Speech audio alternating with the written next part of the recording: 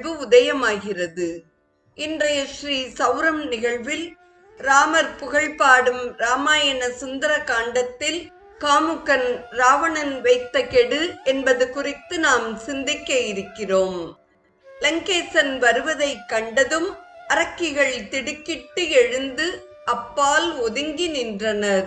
காமத்தால் அறிவிழந்து தவிக்கும் அவன் வருகை ஜானகியின் மேனியை நடுங்கச் செய்தது. இரு கைகளையும் மார்புக்கு குறுக்காக கட்டிக்கொண்டு மரத்தின் அடிபாகத்தில் சாய்ந்து உட்கார்ந்தாள். அருகில் வந்த ராவணன் பிரியே ஜானகி என்று அழைத்தான்.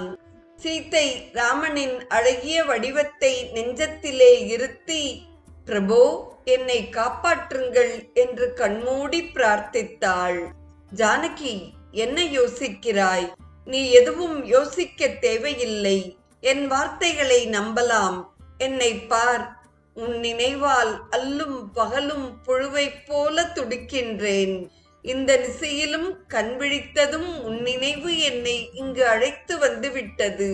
சௌந்தரியவதியே, உன் அழகு வீணாவதை நீ விரும்புகிறாயா?